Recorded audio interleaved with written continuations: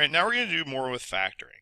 So upon completing this video, the students will be able to factor trinomials with an a value other than 1. So let's look at foiling again to see exactly how this works. So when we go backwards, we'll be able to factor easily. Alright, so I'm going to FOIL, which means I'm going to multiply first, which is 2x squared. And then I'm going to change color here for this next part. Then outside, which is 2x times 1, which is plus 2x. Then I'm going to multiply the inside, which is negative 3 times x, which is negative or minus 3x. And then we're going to multiply the last, which is negative 3 times 1, which is negative 3. Now I've changed this color here because the inside's important. So, I mean the whole thing's important, but the inside's the hard part. So 2x squared is just that. And then in blue here, 2x minus 3x, we combine the like terms, and that's minus x. And then on the end here we have minus 3. The things that are pretty easy to get is this red and this red number. The middle is what's called the middle term, and that's what we really got to work on when we're factoring. And so I'm going to erase this, and then in a second we're going to factor, meaning go backwards from this to these factors. Alright, now this 2x, remember, came from multiplying this times this. Alright? And this negative 3x came from multiplying this times this. And so when I factor, I'm going to use that fact to know that this is negative 3x right here when I multiply them. This is 2x right here. And these two have to add up to this middle. Notice how these two add up to the middle.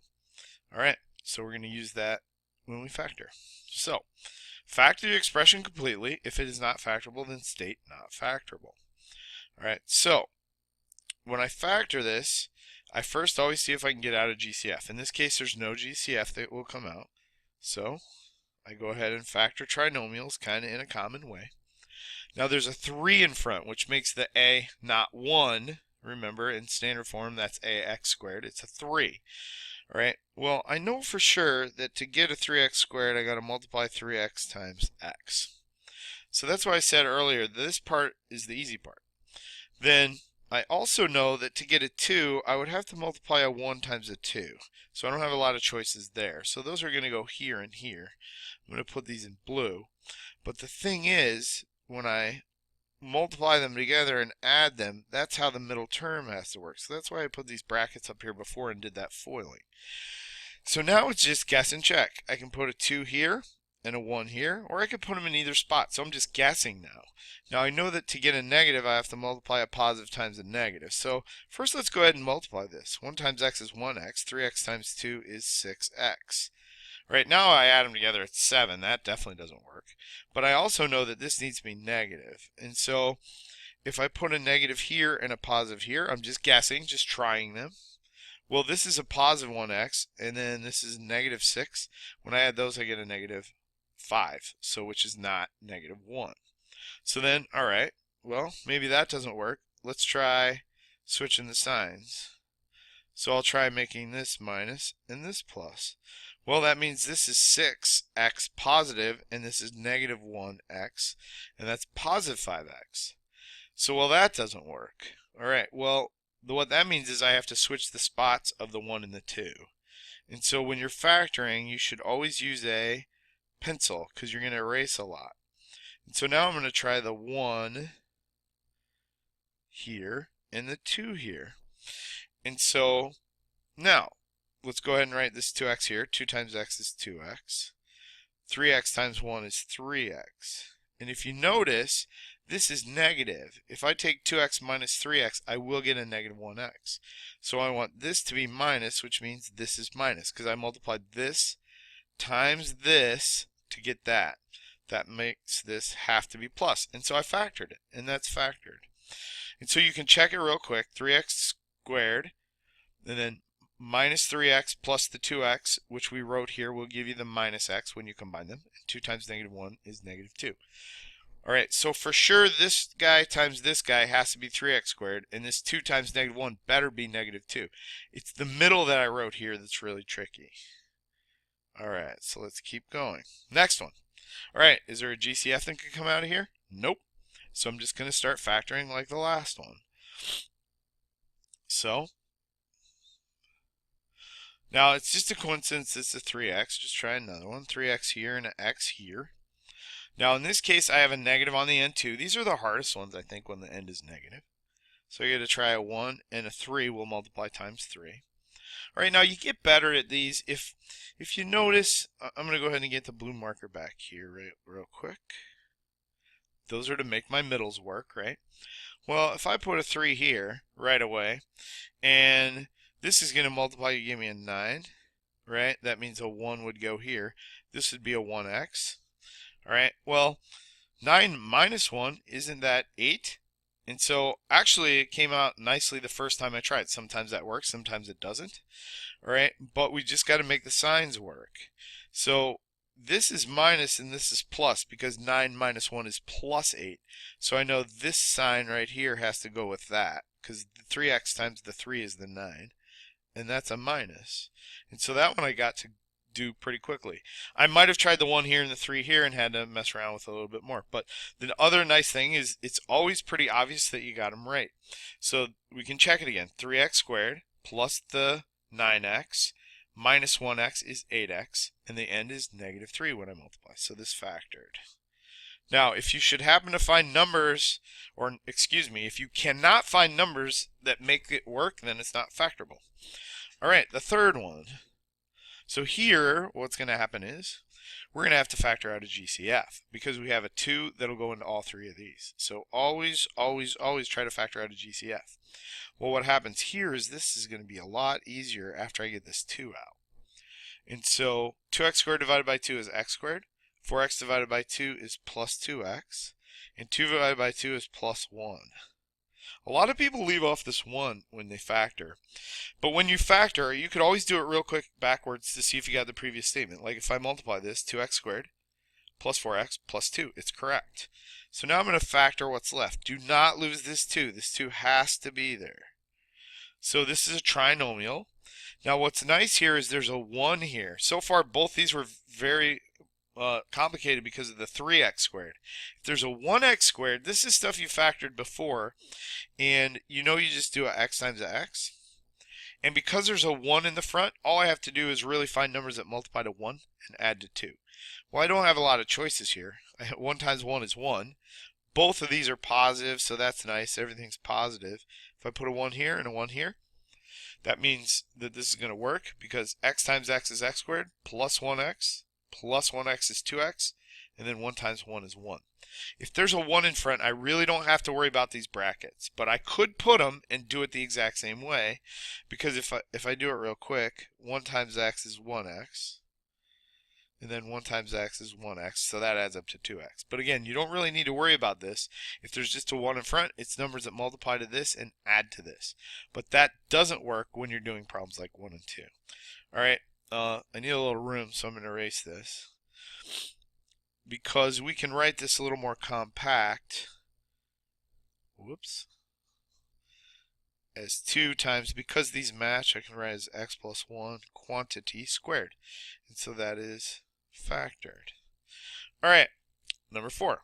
Well, this one also has a GCF. And so I can get a 3 that goes into these 3. And so 3 times, well, this is going to be a 2x squared when I divide. 6x squared divided by 3 is 2x squared plus 5x. So 15x divided by 3 is 5x plus 9 divided by 3 is 3. Now I'm going to factor this one just like I did 1 and 2. Because there's a 2 in front, it's more complicated than number 3. So I've got a 3 here. And now I need a 2x and an x. All right, again, this is a 3. I know there's a lot of 3's. We try to keep this with some smaller numbers to start out with. So to get a 3 on the end, I need a 1 times a 3. And these are both plus, so that really helps us out when they're both plus, because everything has to be positive. Now I can guess and check like I did before. Make my little brackets here and here. All right, let me give myself some room here. And then I can just try the 1 and the 3. Well, if I do the 1 and 3, remember, I'm not looking at this anymore. I need this, right? So it's this line I'm looking at. So if I put the 3 here, I have 6 already, and that's bigger than 5. So I know the 3 does not go there. So I'm going to put the 1 here and the 3 here. Now, if this doesn't work, it's not factorable because I know the 3 won't go there. So what do I get here? 3x when I multiply this times this, and this times this gives me the 2x, and that does add up to 5x. And so this method is called guess and check again. All right, now this one tends to be a little more complicated, and that's because I don't have a GCF, and this 8 messes things up because 8 times 1 is 8, but so is 2 times 4. So in the front, I can multiply 8 times 1 or 2 times 4 in these two spots. And then on the end, I have a 1 and a 3. And so I don't know which one's going to work. So let's try the 8x and the 1x. All right. And then over here, I've got a 1 and a 3. Well, all right. So let's try them. Now, I'm pretty sure this 3 isn't going to work, right? Because that's 24 already. And so 24 and a 1, there's no way the difference, because that's minus, is going to get to 10. All right, so that doesn't work. All right, let's try the 1 here and the 3 here. All right, so if this is 3x and this is 8x, well, I know I need a positive here and a negative here. The only way that works is if both are minus, right? A negative times a negative will be a positive, but a negative plus a negative will also be a negative. That's close, but that won't work. So what that tells me is the 8 and 1 won't work. So now I got to try the 2 and the 4. So, oh, I got to erase those two. On this one, there's a lot of erasing to do. I accidentally erased that. And so now I've got to try the 4 and the 2. Now it doesn't matter if I put 2x here and 4x here. I tend to put the larger one here. And now I've got to try the 1 and 3 again. It's kind of like starting over. So if I put, let's say, the 3 here, I'm going to get a 12. And here a 2. That's close if I could subtract them, but I can't. You're really combining two negatives. So the 1 has to go here, I think, and the 3 here. Because 3 times 2 is 6. 4 times 1 is 4. But remember, to be a negative here, a negative times a negative gives me a positive. And so this would be negative and a negative, and that's negative 10x. So it's really tricky when this is a plus and a minus. It's nice when both are plus, so you can see the differences of these. And so this is factored. You just got to make sure the middles work and these signs work. Negative times a negative is a positive to keep a negative in the middle.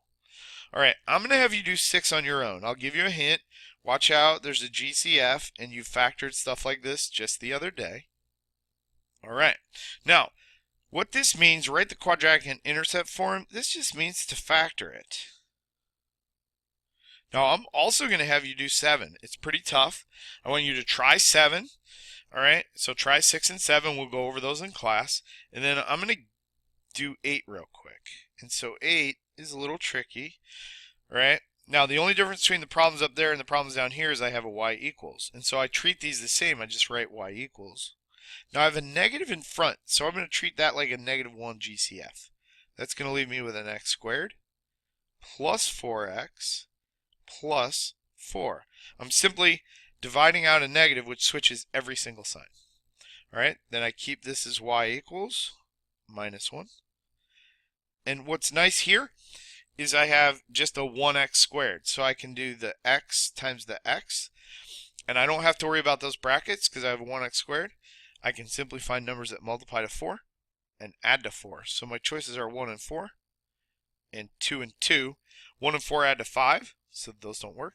2 and 2 add to 4, so those work. So it's plus 2 and plus 2. And this was, again, pretty nice once I factored out the GCF. So now this is intercept form, but it also can be written like this. X plus 2 quantity squared. All right, so don't forget, try 6 and 7. Remember, when you do 7, you have a y here. Looks like you can get a GCF, so don't forget that. And I'll see you in class with 6 and 7 completely done. You can do it. All right.